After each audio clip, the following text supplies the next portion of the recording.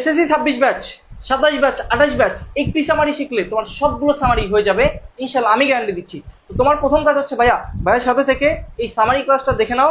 ইনশাল্লাহ সামারি কিভাবে লিখতে হবে, কতটুকু লিখতে হবে, তুমি একটা আইডিয়া পেয়ে যাবা এবং পরীক্ষার খাতায় ভালো একটা মার্ক তুলতে পারবে।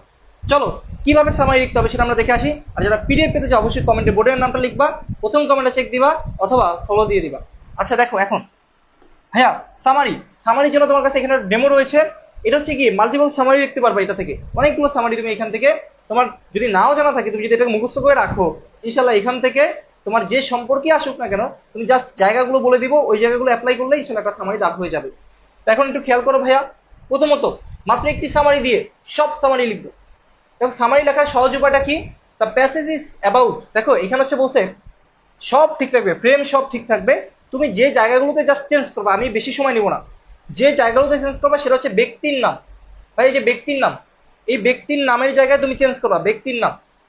এবার হচ্ছে জন্মসাল, জন্মসাল, জন্মসাল, জন্মসাল যদি কোনো ব্যক্তি নিয়ে আসে, জীবনানন্দ দাশ, কাজী নজরুল ইসলাম, সক্রেটিস, যাকে নিয়ে আসুক না কেন তুমি জাস্ট সেই জায়গাটায় ব্যক্তির নাম, যে ব্যক্তি নিয়ে আসবে তার নামটা দিবা, তার জন্মসালটা খুঁজে বের করে এখানে বসাই দিবা, জন্মের স্থান কোথায় সেটা বসাবা, সব ঠিক থাকবে। He is her quality and artistic nature made him or her, যদি মেয়ে নিয়ে আসে হার দিবা, ছেলে নিয়ে আসলে হিম দিবা।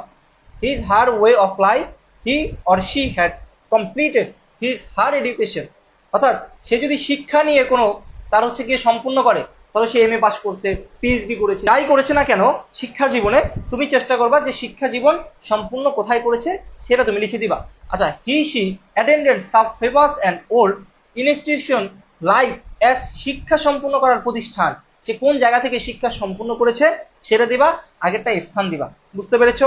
আচ্ছা he or she never stop discovering his her quality and through this habit he she had contributed his her respective field, his her famous works her, ব্যক্তির প্রসিদ্ধ কাজসমূহ, মানে সে তার জীবনে কি কি কাজ করেছে ওই গল্পের মধ্যে থাকবে, সেই কাজগুলোকে তুমি ইন্ডিকেট করে এখানে দিবা, যে তার সে কয়টা বই লিখেছে বা মানে জীবনে কোনো নোবেল পুরস্কার পেয়েছে কিনা এগুলোকে ইন্ডিকেট করে দিবা। তারপর কি through his her dynamic quality he or she had inspired us and all the rest people of the world, this great man woman of all the, এই যে ম্যান দিতে পারো অথবা এখানে ওম্যান দিতে পারো, of all the time had ডাইট, তার মৃত্যু কত সালে হয়েছিল, মৃত্যু স্থান কত কোন জায়গায় সেটাকে তুমি ইন্ডিকেট করে দিয়ে দেবা। অর্থাৎ এই ফ্রেম পুরোটা তুমি মুখস্থ রাখবা, শুধু জাস্ট এই জায়গাগুলোতে চেঞ্জ করবা। এবং তুমি একটা জিনিস করতে পারো যে তোমার গল্পের মধ্যে যদি এক্সট্রা কোনো কিছু থেকে থাকে সেটাকে তুমি ইন্ডিকেট করে দিতে পারো, তবে এটাই সামারি লেখার মূল থিম। এটা হচ্ছে গিয়ে কোনো কারো জীবনে নিয়ে আসলে তুমি এটাকে অ্যাপ্লাই করবা। কথা কি ক্লিয়ার?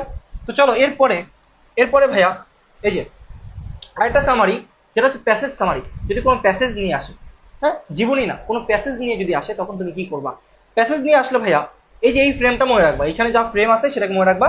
প্রথম লাইনটা কিভাবে লিখবা, যে the leading theme of this passage is, প্যাসেজের বিস্তারিতটা লিখবা, ওই প্যাসেজটা কি সম্পর্কে প্রথম যে হেডিং লাইনগুলো আছে ওইগুলোকে ইন্ডিকেট করবা।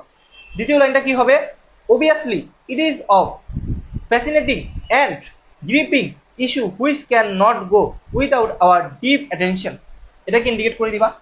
এরপরে 3 এবং 4 লাইনের দুটি প্যাসেজ তুমি হচ্ছে কি ওইখান থেকে প্যাসেজের মধ্যে যা আছে ওইখান থেকে 3 অথবা 4 লাইন তুমি চাইলে বানিয়ে লিখতে পারো, অথবা তুমি চাইলে প্যাসেজ থেকে মূল লাইনগুলোকে টানতে পারো এখানে।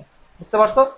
পঞ্চম লাইনটি লেখার নিয়ম কি, at last we can say that this passage gives us an important information and we have learned a lot of things by reading this passage.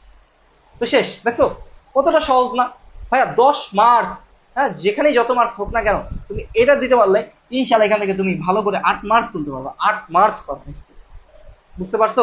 তাই কথা হচ্ছে ভাইয়া, যারা এটা পিডিএফ পেতে চাও অবশ্যই কমেন্টে বোর্ডের নামটা লিখো, অথবা আমাদের পেজে ফলো দিয়ে প্রথম কমেন্টটা চেক দিও, তাহলে ইনশাআল্লাহ পেয়ে যাবা।